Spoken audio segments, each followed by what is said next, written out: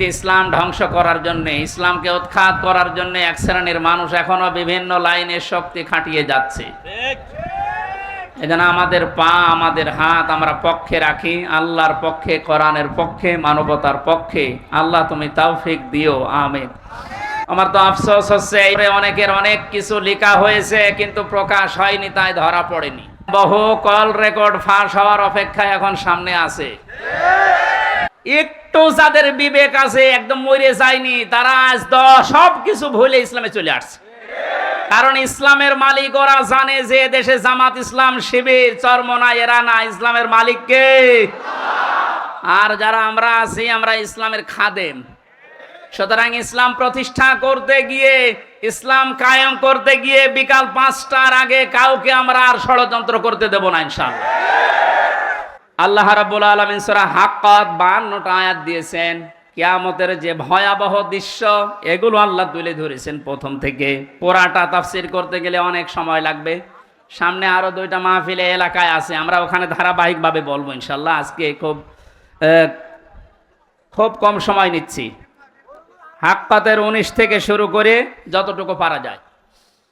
আল্লাহ রাব্বুল আলামিন বলেন, ফাআম্মা মান উতিয়া কিতাবাহু বিয়ামিনিহি ফায়াকুলু হাউমুকরাউ কিতাবিয়া। কিছু তথ্য আছে, নতুন আলেমরা যারা, জ্ঞানী মানুষ যারা, ভালো করে শুনবেন। আল্লাহ পাক বলেন, কিয়ামতের কঠিন ময়দানে যেদিন বিচার শুরু হবে, ফাকাইফা তাত্তাকুনা ইন কাফারতুম ইয়াওমা ইয়াজালুল ওয়ালদানা শিবা। এত কঠিন ভয়ঙ্কর জালজালা অবস্থা তৈরি করব, যুবক মানুষ বুড়ো হয়ে যাবে। ও বাংলার মুসলমানেরা, 8টা বছর জেল ছিল, আজকে দেখতে পেলাম এই যে ব্যারিস্টার আরমান, যুবক বয়সের যে ছবি, 8 বছরে তার অবস্থান কোথায় গিয়ে দাঁড়িয়েছে আপনি তাকান। তা তো 8টা বছর জুলুমের স্টিম রোলার চলার কারণে তার অবস্থা এখন এই। অথচ আল্লাহ জানিয়েছেন কিয়ামতে এমন ভয়াবহ অবস্থা তৈরি করব, দৃশ্য দেখেই মানুষ সঙ্গে সঙ্গে, যুবক মানুষ বুড়ো হয়ে যাবে। ওনার বুড়ো হতে সময় লেগেছে 8 বছর, কিয়ামতে আমার বুড়ো হতে সময় লাগবে কয়দিন? মুহূর্তের ভেতরে চোখের পলক পড়তে বুড়ো হয়ে যাবে মানে যুবক মানুষ। কি অবস্থা হবে এবার ভাবেন। ইয়াউমা ইয়াফিরুল মারউ মিন আখি, প্রথমেই পালাবে মানুষ দেখলেই তার আপন ভাই থেকে। ওয়া উম্মিহি ওয়া আবি, তার মায়ের কাছ থেকে, বাবার কাছ থেকে। ওয়া ফাসিলাতিহি আল্লাতী তুবি, আল্লাহ পাক বলেন তার জ্ঞাতি গোষ্ঠী, তাকে যারা আশ্রয় দিত, এই মানুষগুলো পালাতে থাকবে। ও দুনিয়ার মানুষেরা, পৃথিবীতে আমরা বিপদে পড়লে, হামলা মামলার শিকার হলে আগে ভাই আগিয়ে আসে, বাবা আসে, বংশের লোক আসে, জ্ঞাতি গোষ্ঠী যে দল করি ওই দলের লোক আসে। আল্লাহ পয়েন্ট আকারে ওগুলো আগে দিয়েছেন যে এইগুলো আগে পালাবে। একটা বারের জন্য আপনার বিবেকে নাড়া দেয় না যে এইগুলো যদি পালায়? যারা ধোকা দিয়ে অনেককে 15 বছর বোকা বানিয়ে রেখেছিল, পীরের নামে হাজার হাজার লক্ষ লক্ষ ভণ্ড বেরিয়ে, যে কোনো চিন্তা নেই আমরা আছি, ওরা আগে পালাবে। আমরা বিবেককে একটু রায় দেয় না যে মা যদি পালায়, বাবা যদি বলে না আমি বিয়ে করিনি, সন্তান পাবো কোথায়? আমার তো এই আয়াত পড়ার পরে বিশ্বাস হয়, লক্ষ কোটি পীরেরা বলবে আল্লাহ দুনিয়া আমি পীরই ছিলাম, মুরিদ পাবো কোথায়? এই জন্য কোন ভণ্ডের উপরে আশা আকাঙ্ক্ষা ভরসা না করে নিজের কাজের দিকে ভরসা করেন। আল্লাহ বলেন তোকে পড়তে দেব, পড়, ধরে আমল নামাটা পড়। ফায়াকুলু হাউমুকরাউ কিতাবিয়া ইন্নী যানানতু আন্নী মুলাকিন হিসাবিয়া। কিতাবটা হাতে নিয়ে পড়তে আরম্ভ করবে আর বলবে অবশ্যই আমি এটা বিশ্বাস করে চলতাম যে আমাকে একদিন আল্লাহর দরবারে এভাবে হিসাব দেওয়া লাগবে। শুধু এই আয়াতটাই মানুষের জীবন পরিবর্তন করে দিতে পারে। কষ্ট হচ্ছে আপনাদের? আয়াতটার তাফসিরে আমি তাবারিতে পড়েছি, খলিফাতুল মুসলিমিন হযরত ওমর রাদিয়াল্লাহু তাআলা আনহু তার সন্তানটাকে একবার ভর্তি করলেন মাদ্রাসায়। হোসাইন রাদিয়াল্লাহু তাআলা আনহু ওই সময় প্রধান বিচারপতি হযরতে আলীর সন্তান। তিনিও মাদ্রাসায় পড়তে বলে কলম ফেলে দিচ্ছিলেন, বলে তুলে দাও তুলে দাও তুলে দাও। 3 বার তুলে দেওয়ার পরে প্রধান মন্ত্রীর ছেলে এজন্য একটু রাগ হয়ে গেছে, ডাক দিয়ে বলে কলম ফেলে দিতে বলো, বারবার আমারে তুলতে বলো, আমি কি খাদেম তোমার চাকর? হযরত হোসাইন বলে ফেলেছেন তুমি শুধু চাকর না, তুমি চাকরের বাচ্চা, খাদেমের বাচ্চা। খাদেম বাড়িতে যে আব্বাকে বলছে আব্বা আমি আর পড়বো না। কেন? আমাকে গালি দিয়েছে, ছোট করেছে আমার বন্ধুদের মাঝে, তুমি বিচার করো হোসাইনের। আজকে না, জমার দিন বিচার হবে। খুতবা দিচ্ছিলেন হযরত ওমর, ডাক দিয়ে বললেন হোসাইন এখানে আসো। বলে হ্যাঁ সামনে আসো। তুমি আমার এই সন্তানকে গালি দিয়েছো, খাদেমের বাচ্চা, খাদেম বলে অপমান করেছো। হযরতে হোসাইন বললেন হ্যাঁ আমি বলেছি। তিনি বলেন কেন বললেন? হযরতে হোসাইন ওখান থেকে দাঁড়িয়ে বলে খলিফা বুকে হাত দিয়ে বলেন তো আপনি কি আমার নানার খাদেম ছিলেন না? হযরত ওমরের কথা বন্ধ হয়ে গেছে, চোখের পানি ফেলে বলে আমি তো খাদেম ছিলাম, এভাবে তো ভাবি নাই। আমি যে খাদেম ছিলাম এটা তো আমি তো জানি। তুমি কি লিখে দিতে পারবে যে আমি নবীর খাদেম ছিলাম তোমার নানার? হ্যাঁ, কাগজ নিয়ে আসেন। খেজুর পাতা নিয়ে এসেছে, লিখে দিলেন এই ওমর আমার নানার খাদেম ছিল, আমি দেখেছি। এতে হোসাইন ইবনে আলী সই করে দিলাম। কাগজটা হাতে নিয়ে হযরত ওমর বলে নবীর সাহাবীরা বিচার হয়ে গেছে। ছোট মানুষ আব্দুল্লাহ ও তো বোঝে না, বলে কি বিচার করলে বাবা? তুমি তো এখনো মারধর শুরু করনি। হযরত ওমর বলে সন্তান যে বিচার করেছে এটা দুনিয়া না, মরণের পরও কাজে লাগবে। আমি এমনি জনান্তু আন্নি মুলাকিন হিসাবিয়া, আমি বিশ্বাস করে দুনিয়ায় চলি যে আমাকে হিসাবের মুখোমুখি হওয়া লাগবে। আমি ওমর 26 বছর বয়সে মুসলমান হয়েছি, বাকি এই কয় বছর ইবাদত বন্দেগী চাই করলাম, হিসাব দিতে পারবো কিনা জানি না। মারা যাওয়ার পরে কাগজটা আমার কাফনের ভেতরে দিয়ে দিও। আল্লাহ যখন আমাকে তার সামনে তুলে ডাক দিয়ে বলবে হিসাব দাও, জীবনে কিছুই যদি কবুল না হয় এই কাগজটা আল্লাহকে দেখিয়ে বলবো রব্বুল আলামিন তুমি আমার জীবনের কিছু যদি পছন্দ না করো, তোমার ভালো না লাগে, এই কাগজটার দিকে তাকাও, তোমার নবীর নাতি লিখে দিয়েছে আমি নবীর খাদেম ছিলাম, এ ওসিলাই হলেও তুমি আমারে মাফ করে দাও। জবাব দেওয়া, হিসাব দেওয়া কিয়ামতের ময়দান, এটা তাদের কোন পর্যায়ে ছিল? তারা কি বিশ্বাস করতো হিসাবিয়া? আর আমরা কোথায় আছি? আল্লাহ পাক বলেন হিসাব বড় কঠিন জিনিস, এজন্য আমার নবী পর্যন্ত প্রতিদিন 100 বার করে দোয়া করতো আল্লাহুম্মা ইন্না আলাইয়া হিসাবা ইয়াসিরা, হে আল্লাহ তুমি আর চাই করো আমার হিসাবটা সহজ করে দিও। নবীজি মাঝে মাঝে বলতেন সাহাবীরা আল্লাহর দয়া ছাড়া হিসাব দিয়ে কেউ জান্নাতে যেতে পারবে না। সাহাবীরা বলেন হুজুর আপনি? বিশ্ব নবী বলেন আমারও সম্ভব না আল্লাহর দয়া ছাড়া হিসাব দিয়ে জান্নাতে যাওয়া। বাংলার মুসলমানেরা যারা আগে পেছনের সব অপরাধ আল্লাহ মাফ করে দিয়েছে, এই মানুষটা যদি 100 বার হিসাবের বিষয়ে চিন্তা করে 24 ঘন্টায়, আমাদের কতবার হিসাব আসা দরকার। যে হিসাবটা যত বেশি আসবে এই দেশ থেকে দুর্নীতি তত বেশি পালাবে। আজ এক একটা মন্ত্রী, এক একটা নেতার ঘরে যত টাকা, যত স্বর্ণ পাওয়া যাচ্ছে, এর একটাই কারণ, এরা কোনোদিন বিশ্বাস করে না যে আর একটা জায়গা আছে যেখানে হিসাব দেওয়া লাগবে।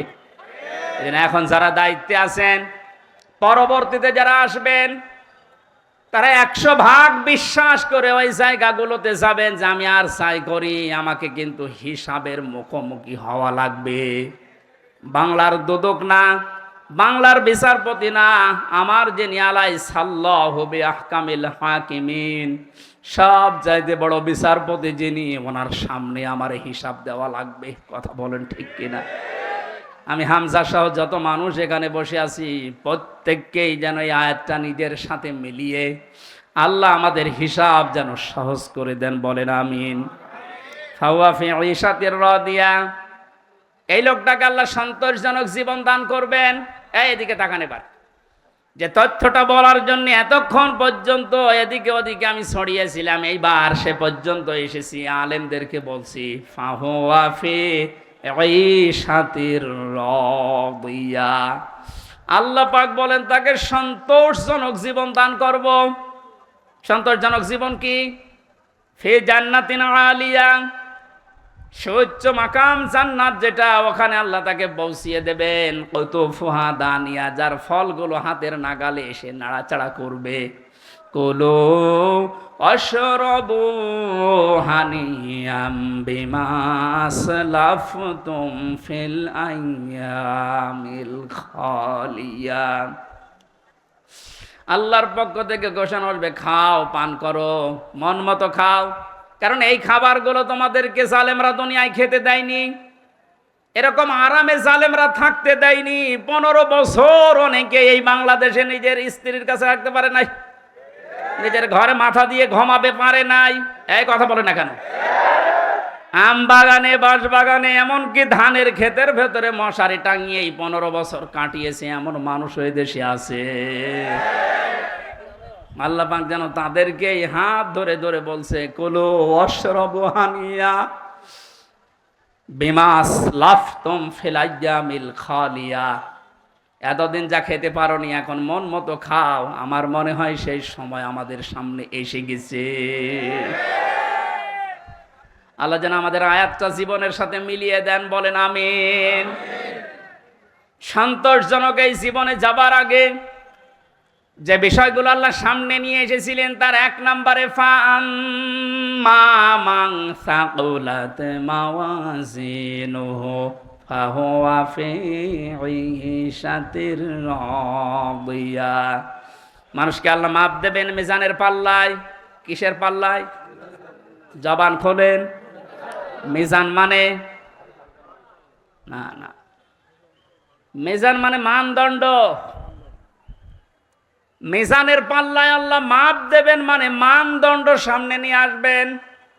হাইকোর্টের সামনে দেখেন একটা দাড়ি পাল্লা দেওয়া আছে, এ দাড়ি পাল্লায় ওজন দেয় কি? ওটা ন্যায় বিচারের মানদণ্ড। সরকারে দেশের মানুষকে বোঝাতে চায় সারা দেশে অবিচার হতে পারে, এই হাইকোর্টে আসলে দাড়ি পাল্লার মতো ন্যায় বিচার বাবা। দুইটাই সমান না, একটাকে একটু এদিক ওদিকে আছে, একেবারে সমান সমান দেখবেন। আজকে এই ভুলটা ভাঙা লাগবে। আমার যতটুকু ধারণা, আমি লেখাপড়া করে যা পেয়েছি, এই ভুলটা যদি বাংলার জমিনে আজ ভেঙে যায়, হাজার হাজার মানুষ সঙ্গে সঙ্গে উল্টিয়ে যাবে। দেখেন তো আপনি মেলাতে পারেন কিনা। আমি প্রথমে যে উদাহরণ দিকে 2টা জিনিসের নাম বলেছিলাম, প্রতিটি জিনিস পরিমাপ করার জন্য আলাদা আলাদা জিনিস পাওয়া যায়। আমি গত 7 দিন 8 দিন ছিলাম মালয়েশিয়া, সিঙ্গাপুর, ওইদিকে থাইল্যান্ডের। ওখানে যে আলোচনার বিষয়গুলো সাবজেক্ট আকারে দিয়েছিল, তার ভেতরে এই মাওয়াজিন ছিল। বলে মাওয়াজিনের অর্থ আপনি বের করেন তো, একটা একটা করে 99টা অর্থ আমি আবিধান থেকে বের করেছি। এক একটা শব্দের ব্যাখ্যা করার জন্য আমার আলাদা আলাদা সময় দিয়েছি, কারণ ওই দেশে অনেক বড় বড় শিক্ষিত মানুষ স্টেজে থাকে, মসজিদের ভেতরে অথবা অডিটোরিয়ামে হয়। এখান থেকে আমি যেটা নিতে পেরেছি, এই যে মাওয়াজিনুহু দিলেন, মিজানের পাল্লার এই মাপটা যদি আপনি পরিষ্কার করতে না পারেন, ক্লিয়ার হতে না পারেন, আপনার অপরাধ প্রবণ জীবন থামবে না। প্রতিটি জিনিস পরিমাপ করার জন্য একটা উদাহরণ দিয়েছিলাম, এটা পরিমাপ করার জন্য ফিতা লাগে। চাউল পরিমাপ করার জন্য বাটখারা লাগে। কি লাগে বলেন বলেন? তেল পরিমাপ করার জন্য লিটার লাগে, সিসি লাগে। কেউ যদি এখন তেল মাপ করার জন্য ফিতা দেয়, মাপতে পারবে? এইটা মাপ করার জন্য দাড়ি পাল্লা দেয়, মাপতে পারবে? তাহলে প্রতিটি জিনিস মাপ করার জন্য আলাদা আলাদা যন্ত্র পাওয়া যায়। কিয়ামতে আল্লাহ ফাহুয়া ফি ঈশাতির রাদিয়া, সন্তোষজনক জীবনে আপনার পৌঁছে দেবে। এখানে যাবার আগে একটা কাজ যে করবে, মাপ। কি মাপ? মানে পরিমাপ। এই যে মিজানের পাল্লা বলছেন আপনি, মানদণ্ডে আল্লাহ মাপ দেবেন। আবার বলছে ভালো করে শুনবেন, গীবত করবেন না কিন্তু বাইরে যে। প্রতিটি জিনিস যদি পরিমাপ করার জন্য আলাদা আলাদা যন্ত্র থাকে, কিয়ামতের দিন আল্লাহ মিজানের পাল্লায় মাপ দেবে কি? আমল আমল কি মাপ দেবে? বলেন বলেন। আমল মানে কাজ, আমল মানে আরো জোরে বলেন। কাজ মাপার জন্য দাড়িপাল্লা লাগে, ফিতা লাগে, লিটার লাগে, কি লাগে? হ্যাঁ, কে বলেছে না? কি ছাত্র ক্লাস করাচ্ছে আল্লাহ জানে। এটার জন্যই তো আসতে হয়। মাপ দেওয়ার জন্য এই পৃথিবীতে গুরুত্ব লাগে। কাজ যদি কেউ মাপতে চায় যে আমি কাজ মাপবো, কেজি দিয়ে মাপা যাবে যে কয় কেজি কাজ। তা আপনি কি ধরনের বিশ্বাস করেন কিয়ামতে আল্লাহ এইদিকে আমল তুলে দেবে আর এদিকে বদ আমল? আমল মানে কাজ, কাজ কি 5 কেজি হয়? কি বুঝেছেন এতদিন? আল্লাহ মাপ দেবে কি? আমল আমল। এটা ক্লাস চলছে, জবাব দেন তো ছাত্রের মতো। আমল মানে বাংলায়, আমল মানে বাংলায়, আবার বলেন আমল মানে বাংলায়, আরবিতে আমল, আরবিতে, ইংরেজিতে ওয়ার্ক। জিনিস সবই এক, জিনিস সবই কি? এ মাথায় যেটা আছে এটার এই দেশের নাম চুল। আপনি পাকিস্তানে যে চুল কেটে দেন, কিয়ামতের আগে কাটবে না। তো জিনিস তো একই, নাম বিভিন্ন দেশে বিভিন্ন জিনিস, নাম এক না? জিনিস কি এক না দুই? আমল, ওয়ার্ক, কাজ সব এক। সাধারণ জ্ঞানে আমরা বুঝলাম যেটা মাপ করার জন্য দাড়ি পাল্লা, এই সিসি লিটার কেজি লাগে না। এটা মাপতে হলে গুরুত্ব লাগে। কাজ মাপতে হয় গুরুত্বের ভিত্তিতে। কিসের? এখন গুরুত্বের ভিত্তিতে আমল যদি, কাজ যদি, ওয়ার্ক যদি মাপতে হয়, এই পৃথিবীতে সবচাইতে গুরুত্বপূর্ণ কাজ আল্লাহর দৃষ্টিতে ফরজ। বলেন না কেন? এরপরে ওয়াজিব, এরপরে সুন্নাত, এরপরে নফল, এরপরে মুস্তাহাব, এরপরে মোবা। এ সিরিয়াল আকারে ধরেন। আপনি সারা জীবন মোবা, সুন্নত, মুস্তাহাব হাজার হাজার করেছেন, নফল, কিন্তু ফরজ ওয়াজিব করেননি। আপনার গুরুত্ব থাকবে কাজের? বলেন। এই স্টেজের গুরুত্ব কি? এই যে সামিয়ানা আর এই খুঁটি, এই দুইটা আসল জিনিস। এর ভেতরে আরো অনেক অন্য জিনিসও আছে, না দিলেও অসুবিধা নেই। এই যে লাইট যদি না দেন, স্টেজ থাকবে না? এই টেবিলটা না দিলে থাকবে না? এটা না দিলে বিউটিফাই হবে না। কিন্তু স্টেজ তো মানুষ বলবে যে সামিয়ানা আছে, খুঁটি আছে। আপনার জীবনে ফরজ কাজ 500। কয়টা? আপনি কোরআন পড়েন, 500 শরীয়তের বিধান পাবেন। 499টা আপনি করেছেন, একটা করেননি, আপনার পুরা জীবনের সব আল্লাহ বাতিল করে দেবে। এটা বাতিল যে করে দেবে কোথায় পেলেন? বলেন। আমি বেশি সময় নিয়ে ফেলছি, আর 5-7 মিনিট থাকবেন না? এই যে নামাজ, আমরা যারা এশার নামাজ পড়লাম, এশার নামাজের ভেতরে ফরজ ছিল 13টা, 12টা আদায় করেছে কেউ, একটা আদায় করে নাই। ওর নামাজে সওয়াব হবে 5টা। কি? 0, 0, কিচ্ছু হবে না। এটা যেমন সহজে বুঝেছেন, কোরআনে কারিমে আল্লাহ 500 আয়াত শরীয়তের বিধান ফরজ এটা দিয়েছেন। 499টা মেনেছেন, একটা মানেননি। আপনার জীবনে সওয়াব হবে 0, 0, কাজের কোনো গুরুত্ব নেই। কিয়ামতে আল্লাহ যখন মাপবে একেবারে 0 হয়ে যাবে। এই পাল্লাটা ভারী হয়ে যাবে। আমি আশা করি বোঝাতে পেরেছি। এই জন্য জীবনে ফরজ যেন না বাদ যায়। কথা বুঝেছেন? নামাজ পড়া যেমন ফরজ, রোজা রাখা ফরজ, হজ করা ফরজ, সম্পদ থাকলে যাকাত দেওয়া ফরজ, দিন কায়েম করার চেষ্টা করা কি? এইটাকে কেউ যদি রাজনীতি, দুনিয়ার কাজ মনে করে এড়িয়ে যায়, কিয়ামতে ওকে যখন আল্লাহ মাপ দেবে, কাজের গুরুত্বের ভিত্তিতে কিচ্ছু পাওয়া যাচ্ছে না। 12টা ফরজ আদায় করে একটা আদায় না করলে যেমন 0 হয়, কোনো সওয়াব হয় না। আশা করছি কথার অর্থ আপনি বুঝেছেন। এখন না বোঝার ভান করে আছেন। আমার মনে হয় আপনাকে ঝড়ে কোদাল দিলেও আর আপনি বুঝবেন না। যা বোঝার আপনি বুঝেছেন, এখন আপনি আমল করেন। কাবা শরীফ যখন তাওয়াফ করে মানুষ, আমি 16 সালে গিয়েছিলাম, গত বছরও গিয়েছি। বাস্তবতায় যেটা দেখলাম, ষষ্ঠ চক্করে মানুষ একটা দোয়া পড়ে আল্লাহর কাছে, আল্লাহুম্মা ইন্না আলাইয়া হুকুকান ফীমা বাইনি ওয়া বাইনিকা। কাবার সামনে নিয়ে বলে, রব্বুল আলামিন তুমি আমার মালিক, আমি তোমার গোলাম, তোমার ভেতরে আমার ভেতরে বহুদিন পাওনা আছে। আমি বান্দা হিসাবে, দাস হিসাবে, গোলাম হিসাবে যা যা পাবো তুমি সেই বীর্য থেকে শুরু করে হামজা বানিয়ে সব দিয়ে দিয়েছো। আমি উল্লেখ করার মতো কিছু ছিলাম না। হাল আতা আলাল ইনসানি হিনুম মিনাদ দাহরি লাম ইয়াকুন শাইআম মাযকুরা। মানুষ কি একটু চিন্তা করে না যে জন্মের আগে, এ পৃথিবীতে আসার আগে উল্লেখ করব এমন কোনো বিষয় লোকটা ছিল না।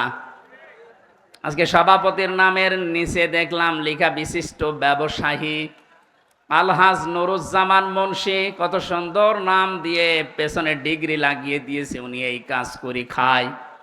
বয়স যদি এখন 60 বছর হয়, 61 বছর আগে এই নাম গন্ধ পৃথিবীর মানুষ জানতো? বলেন বলেন। শুধু এতটুকুই না, বাবার বীর্য যখন মায়ের রেহেমের ভেতরে দ্রুত গতিতে পাস হয়, আল্লাহ পাক বলেন ওই দিকেও একটু তাকাও।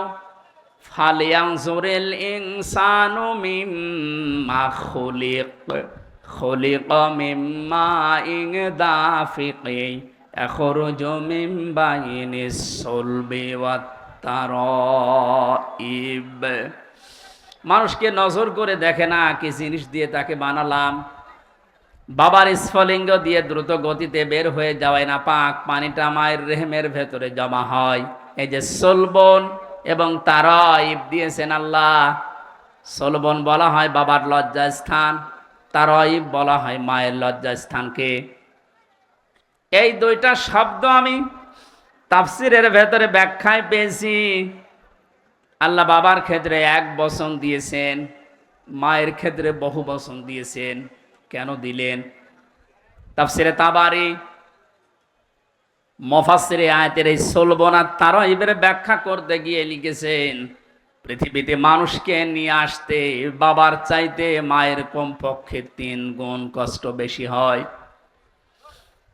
এই যে এখানে যত পুরুষ মানুষ আছি আমরা, সর্বোচ্চ 45 ইউনিট কষ্ট যদি আমাদের শরীরের ভেতরে কেউ এনে দেয়, আমি সঙ্গে সঙ্গে মারা যাব, আর সহ্য করতে পারবো না। বিজ্ঞান জানিয়েছে পৃথিবীতে হামজাকে দুনিয়ায় আনতে তার মায়ের কমপক্ষে 57 ইউনিট কষ্ট সহ্য করা লেগেছে।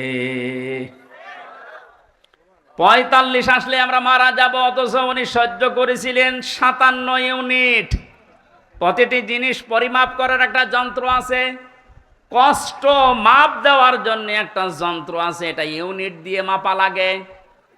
এই যে এই প্যান্ডেলটা যদি আপনাকে আমি মাপ দিতে বলি, দাড়ি পাল্লায় তুলে দেবেন কি দিয়ে?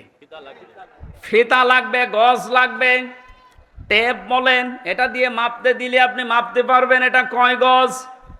পৃথিবীতে প্রতিটি জিনিস মাপার আলাদা আলাদা যন্ত্র আছে না নেই? কষ্ট মাপার জন্য 45 থেকে 57 আপনি হিসাব করেন। এতগুলো কষ্ট সহ্য করার পরেও শুধু শেষ করেননি।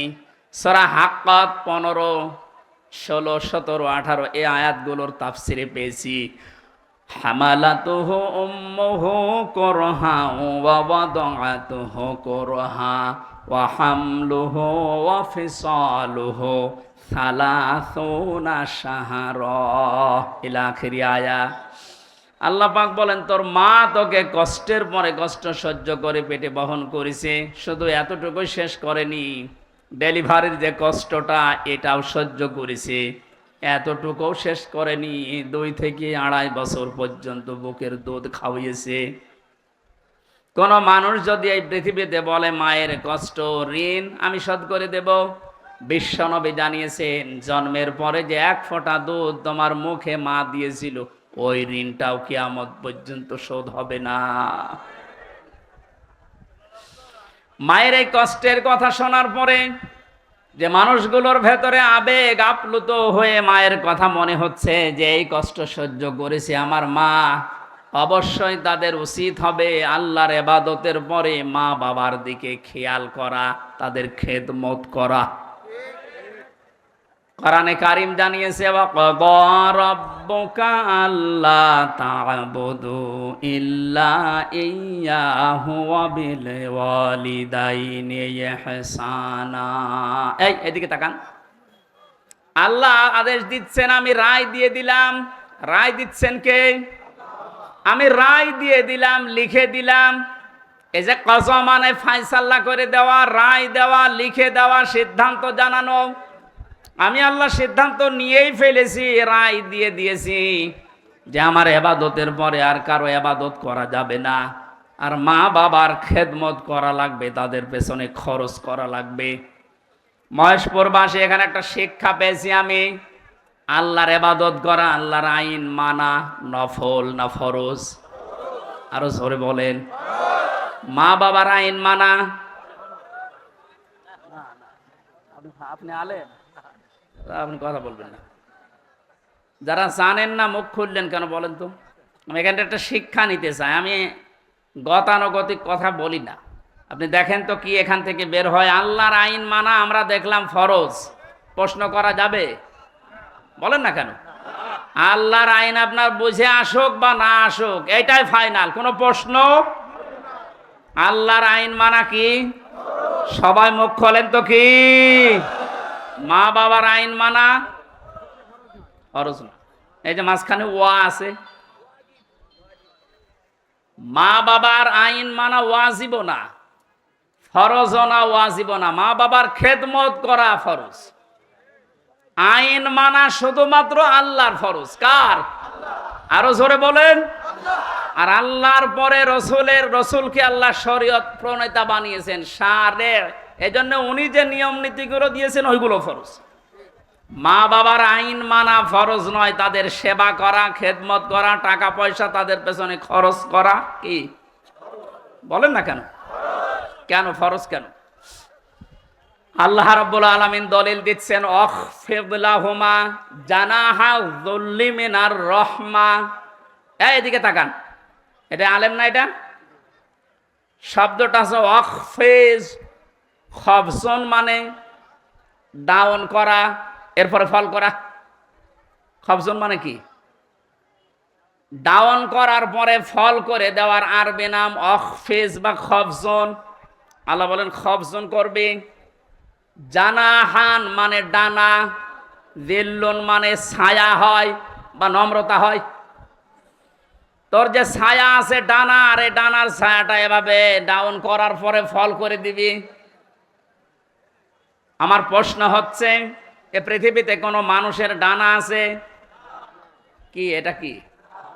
তাহলে আল্লাহ এখানে এদন দিত বা আউদুদা দিত, এ শব্দ না দিয়ে জানাহুন পাখির ডানা আল্লাহ আমাদেরকে দিলেন।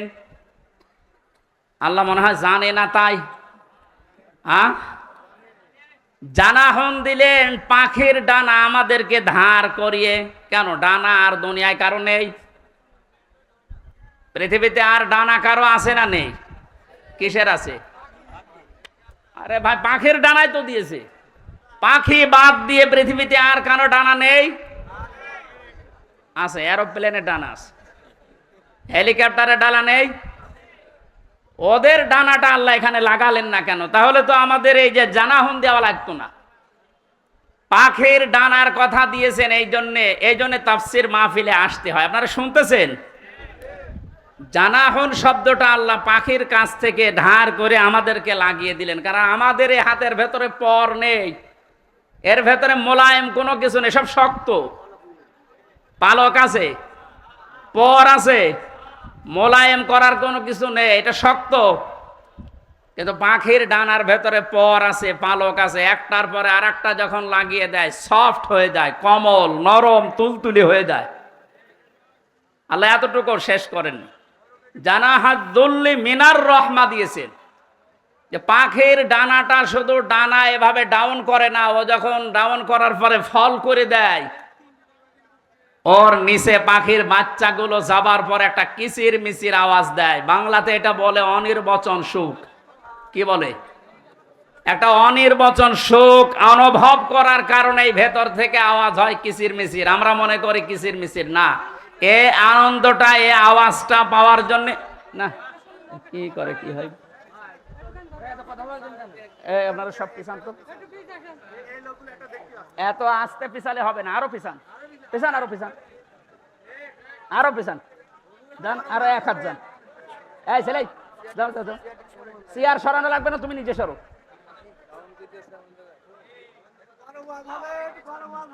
কথা বোঝার কোন ই নেই। তাফসিরুল কোরআন মাহফিলে আমি আর কি করছি,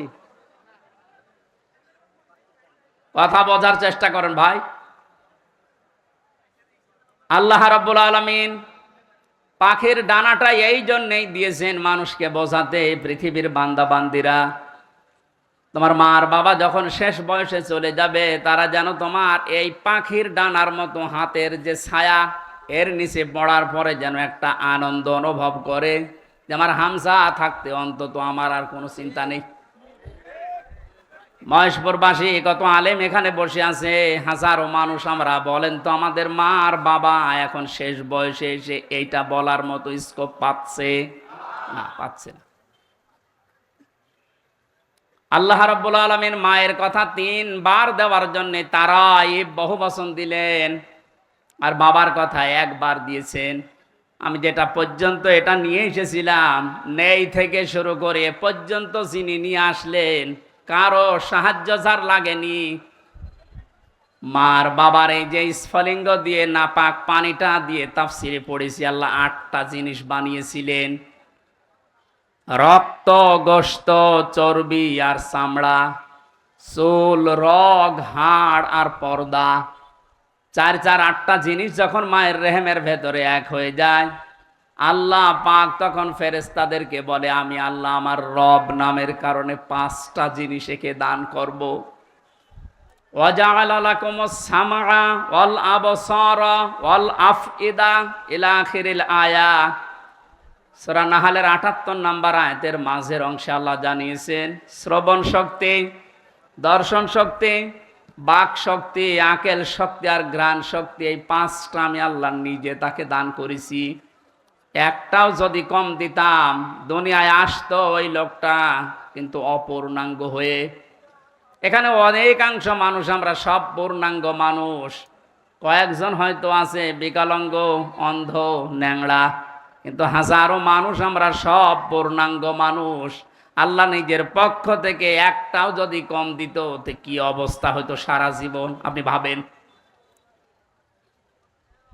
আল্লাহ পাক এই জন্যই জানিয়েছেন, হে পৃথিবীর মানুষেরা, নেই থেকে শুরু করে উল্লেখ করার মতো একটা জায়গায় তোরে নিয়ে আসলাম, এরপরও আমার সাথে তোর নাফরমানি কমে না। কাইফা তাকফুরুনা বিল্লাহি ওয়া কুনতুম আমওয়াতান ইলা আখিরি আয়াত। বালাগাত মান্তিক যারা পড়ায় বা জানে, কাইফা শব্দটা 11টা বিষয়ের আগে আল্লাহ ব্যবহার করেন।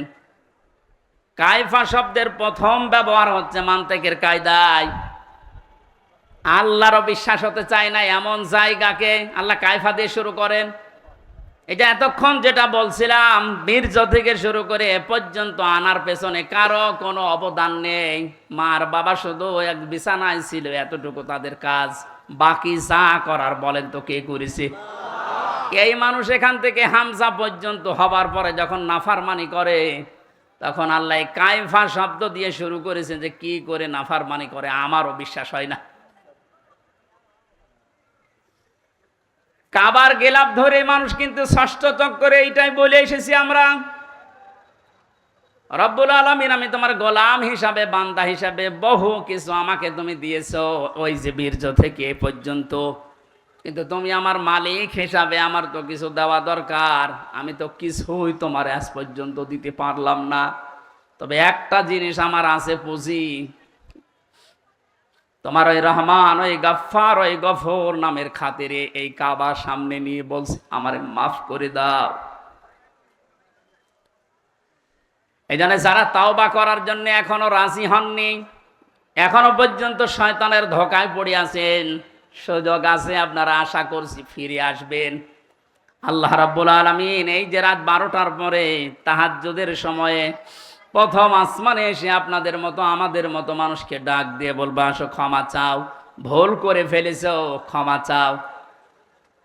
আমরা যেন ক্ষমা চেয়ে নিজের জীবনটাকে মুহাম্মদুর রাসূলুল্লাহর উম্মতে পরিণত করতে পারি, বলেন আমিন।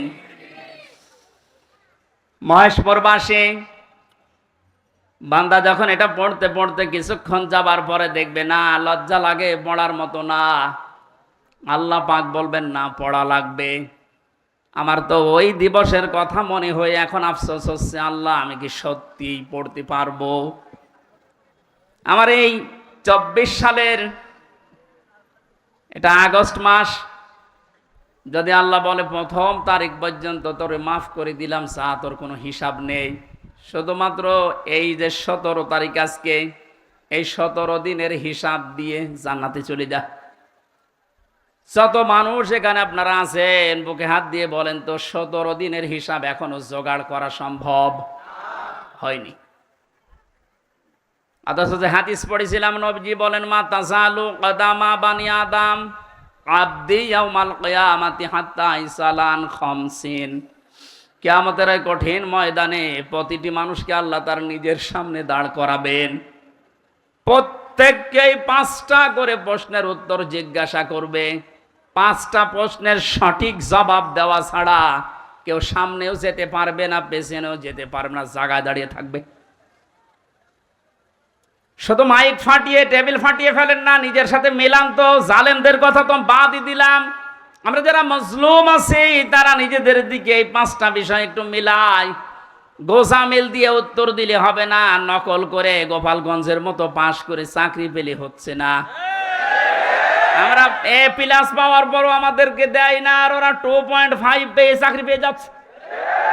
কত দুর্নীতি হয়েছে আপনি এবার টের পাচ্ছেন। বাস্তবতায় মিলিয়েছেন আপনি একবারও যে এই লোকটা নিজে আল্লাহর সামনে দাঁড়িয়ে আছে? আপনি নিজে মনে করেন দাঁড়িয়ে যখন আছে, আল্লাহ জিজ্ঞাসা করছেন আওনান উমরিহি ফিমা আফনা, হামজা বলো তো দেখি, একটা জীবন দিয়েছিলাম 60 বছরের, এই 60 বছরে কি করলে? জবাব সঠিকটা দাও। 2 নম্বরের বিষয় আল্লাহ দিয়েছেন যুবকদের বিষয়, এবং সাবাবিহি ফিমা আবলা, একটা যৌবনকাল দিয়েছিলাম। 15 থেকে শুরু করে 45 বছরে যে বিশাল একটা যৌবনকাল, এটা কোন কোন কাজে লাগিয়েছে বলো? আর যেহেতু যুবকদের কারণে এ দেশটা স্বাধীন হয়ে গেল, এই যুবকগুলো নাই পার পেয়ে যাচ্ছে।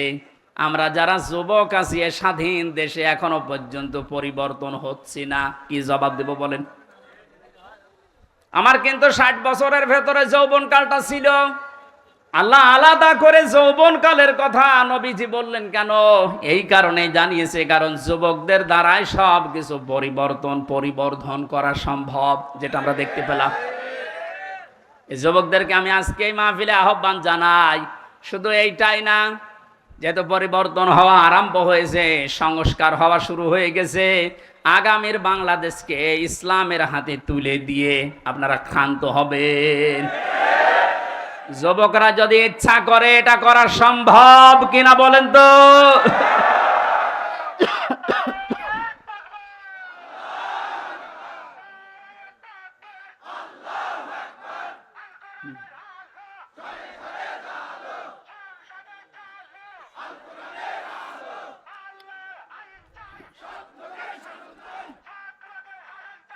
আল্লাহর আইন চাই। আলহামদুলিল্লাহ, তাকবীর যেন আল্লাহ কবুল করেন এবং বাংলাদেশ চোখে যেন দেখান, বলেন আমিন।